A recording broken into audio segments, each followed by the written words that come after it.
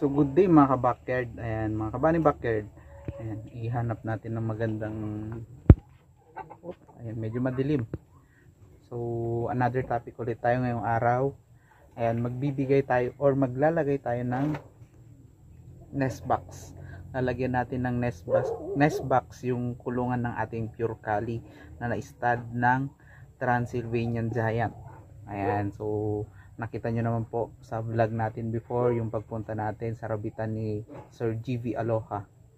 Ayan, from Hawaii. Ayan, from Hawaii yung may-ari, pero taga Kabatuan, Isabela siya.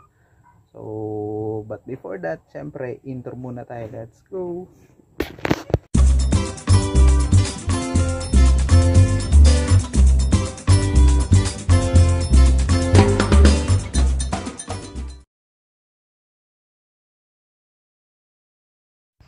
Ito po yung ating pure cali mga ka-backyard. Medyo hinay-hinay ako sa pagsasalita, gawa ng sensitive masyado to, aggressive mga ka-backyard.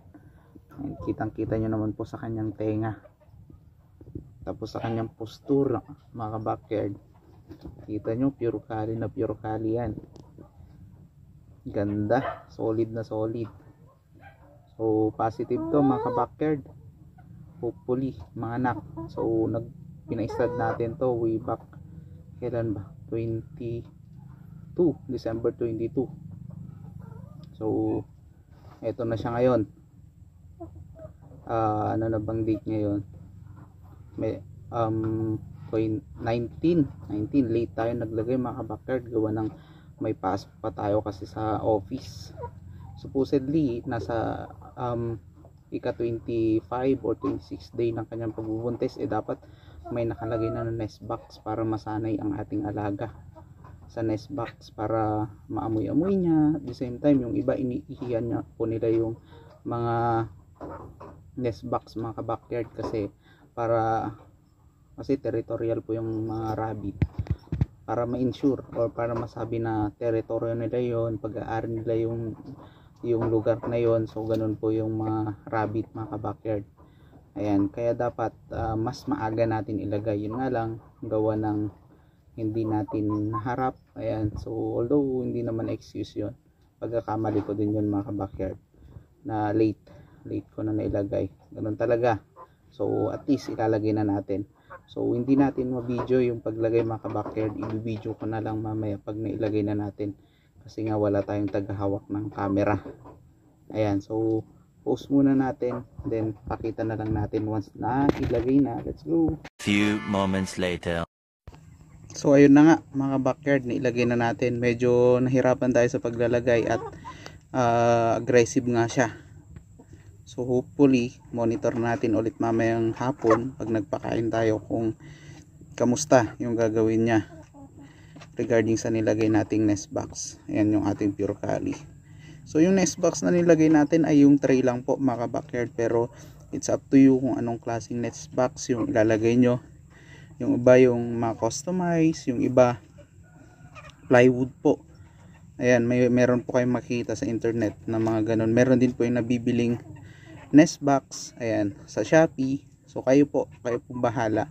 Basta ang gamit lang naman po ng nest box ay para po maipon niya yung, or dun banda magpapadede yung ating mother doe. Kasi nga po syempre hindi naman kagaya ng mga tuta or ng mga aso, yung rabbit na kunwari yung tuta na lumayo, kakagatin niya po or pupulutin niya gamit yung kanya ngipin niya yung kanyang mga tuta. Pero ang rabbit hindi po sila ganon. Sino lang po yung nandun sa area na pagpapadedehan niya, ay yun lang po yung makakadede.